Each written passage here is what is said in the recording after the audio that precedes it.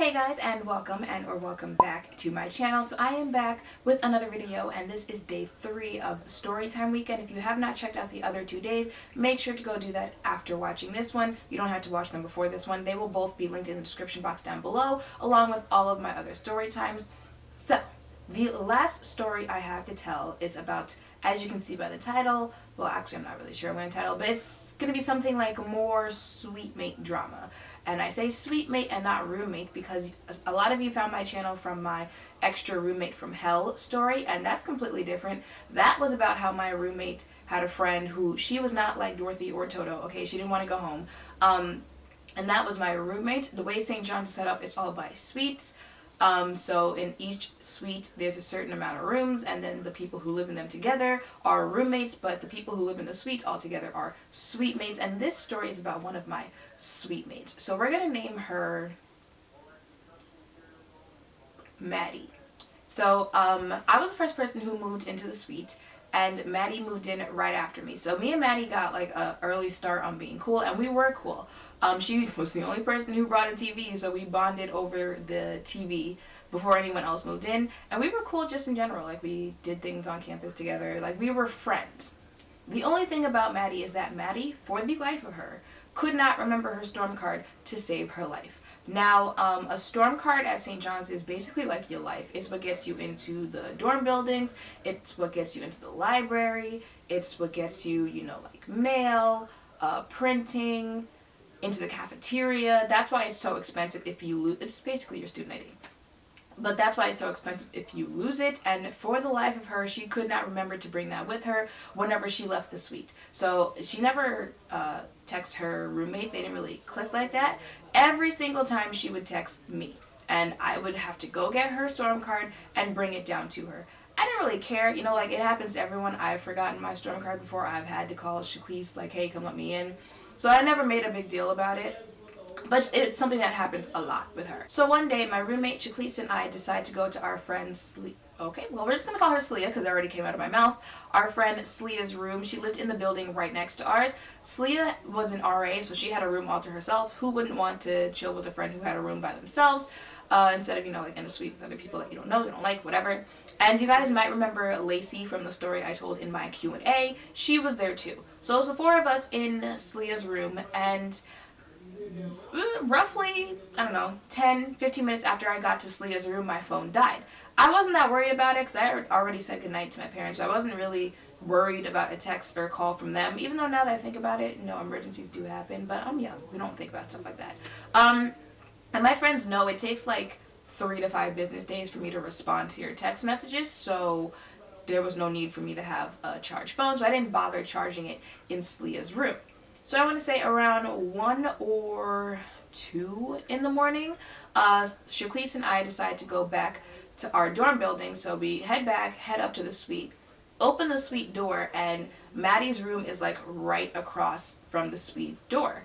So her door is open, it's cracked open. You can see Maddie, she's like folding stuff, whatever, I don't know, putting clothes away. And me and Shaquise are like, hey Maddie.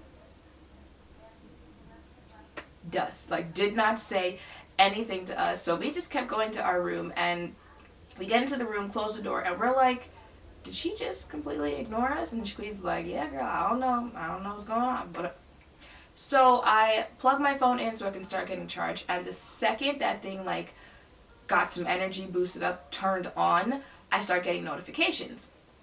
The first notification is for Maddie, and it says, hey, I'm locked out, can you come let me in? The second text is also for Maddie, and actually that wasn't a text, that was a dissertation. But yeah, it was long as hell. Like, you know how some phones, like, they send them in parts? If that was one of those phones that sent messages in parts, that would have been like 7 or 8 parts to a text message.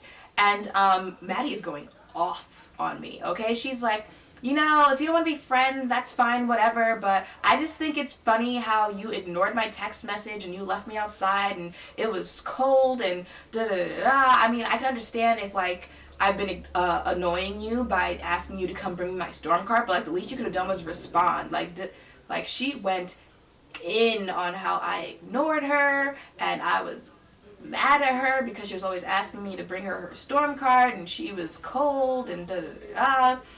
Now, before I can tell you the second part of Maddie's text, I gotta take it back like a week or so. So there's a knock on my door and I'm like, come in, and it's Maddie. She walks in and it's like 1, 2 in the morning, and she's like, I'm about to go do laundry, can you come with me? And I'm like, the laundry room is on the last floor of the building. It's creepy down there. It smells down there. There's always something leaking. It's poorly lit. And I was like, I'm not trying to go down there. And she's like, please, please, please, I need to do my laundry. I don't have any clean clothes, but please, please, please. And I mean, like, we both knew I was gonna cave eventually. Everyone knows if they keep nagging, I will most likely cave anyway.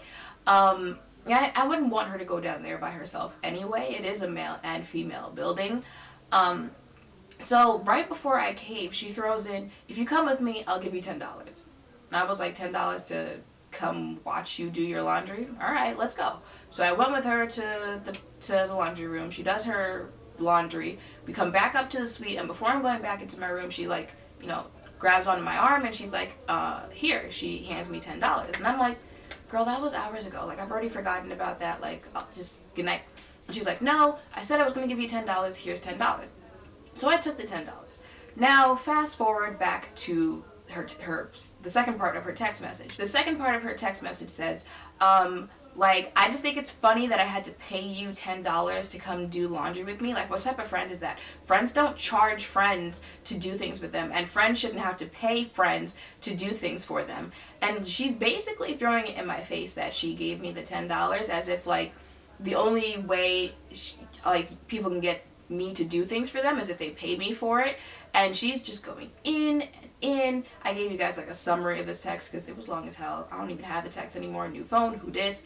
But that's what she said in the text. So now it's time for me to respond to Maddie. And I start my text message off and I go, first of all, bitch. Now I'm playing. I didn't call her a bitch, but I was like, first of all, my phone was dead, so I never saw your text message asking me to come bring you your storm card. Second of all, even if I did see that text message, even if my phone was charged, I still would not have been able to bring you your storm card because I was not in the building. I could not physically bring it to you. But I think it's funny how now you're questioning whether or not we were friends. You didn't question that all the other times that I brought you your storm card. All the other times that you were like, I'm going to the mail room, can you come with me? I'm going to the cafeteria, can you come with me? I want to go to the diner, which is like 2 hills away from our building.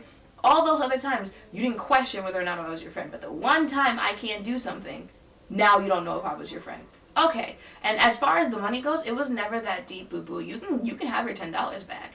And let's just call it a day after that. So I say what I have to say, and a couple seconds later, knock, knock, knock, here comes Maddie. She walks in, and she's like, can we talk? Like, bitch, I'm assuming you're here to talk. Like, I didn't think you were going to come in here, we were going to watch a movie.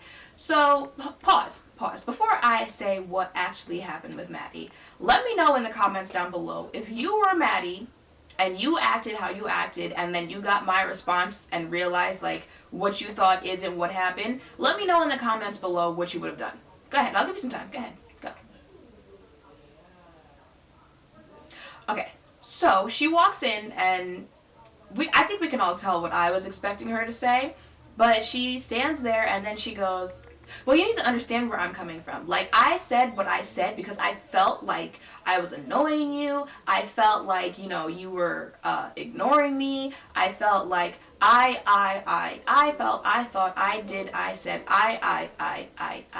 So when I couldn't take it anymore, I was like, Maddie, that's cool and all, but I'm really not here for anything that you have to say right now. Okay? Because what you assumed has nothing to do with me. That sounds like a personal problem. The fact is, I didn't do or say anything that warrants the way that you just spoke to me in that text message. Okay? You assumed this and you assumed that, but what happened is, I wasn't here to let you in. Life moved. Like, can you imagine in the future people are like, hey, Shanine, you trying to go out? No, I can't. I need to stay here because Maddie might lock herself out and I need to be able to be here to bring her storm card. That's not how life works. I don't pay this much to live here for me to do that. Okay? And the fact that you've now been told what actually happened, and instead of coming in here and apologizing for the little tantrum that you threw, you're trying to tell me why I should understand why you acted a complete ass, really lets me know that you ain't shit. And she just keeps going on with her, and I was like, you know what, Maddie? good night. And she's like, what do you mean good night? And I'm like, what do you mean, what do I mean good night? I mean good night. There's no reason for us to continue this conversation. You're making it very clear that you didn't do anything wrong. You're not going to apologize. It's like 2, 3 in the morning. Why are we continuing this conversation? There's nothing else left for us to say. And she's like, well, I feel like if I leave right now, you're never going to talk to me again. I'm like, you're damn right I'm never going to talk to you again. Like, at that point, nice Shanine had left the building. I was completely over it because I told you guys, like, I'm not a confrontational person.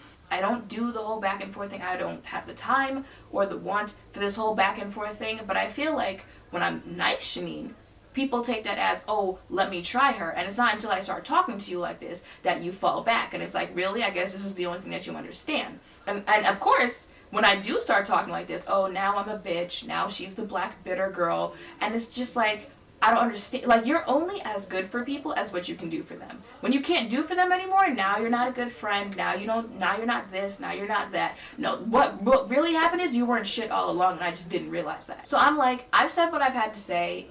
It is what it is. Good night, Maddie. She leaves, and after she leaves is when I remember the second part of her text, and I take the $10 and I slide it back under her door, under her room door. The next day, I open my door and Maddie's sitting there and she's like, she's holding $10 and she's like, I gave this to you. I want you to have it. And I'm like, no, you can keep it. It wasn't that deep when you gave it to me, and it's not that deep for me to give it back to you.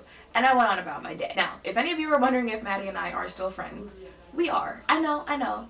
This is why people feel that they can walk all over me, because they do stupid shit and then I get over it. But I don't know, I can't do grudges. I can't do the whole, like, I'm going to hate you for the rest of my life, because I feel like that does more damage to you than it does the other person. Because here you are over here mad, and they're over there living their life. Because if they did that to you and they have no problem doing it, then what makes you think they're going to be pressed that you're over here mad? And I feel like if we were really cool beforehand, it's hard for me to just get over it if something this stupid happened. You know, if it was something serious, like she slept with your man, you know, she stole from you or something like that, like, okay, like, it's time for you to go. You know, like the whole Keisha thing, like, I didn't really like that bitch beforehand, so I wasn't really pressed about what happened afterwards. But if we were really cool and we had a relationship before something this stupid happens, like, it's very hard for me to just, like, write you off. So yeah, that is why we are still friends. But I can guarantee you she's never spoken to me like that again, okay? She makes sure to dot all of her I's and cross all of her T's before speaking to me. So that is it for this story time. Let me know in the comments down below, like, how you would have handled the situation with Maddie. Would you still be her friend? Would you not be her friend? Who was wrong? Who was right? Someone might think I was wrong, that, you know, I wasn't here to be her personal door opener. But let me know in the comments down below. Make sure to thumbs up, comment, and subscribe down below. Thank you all for watching, and I will see you in the next one. Bye.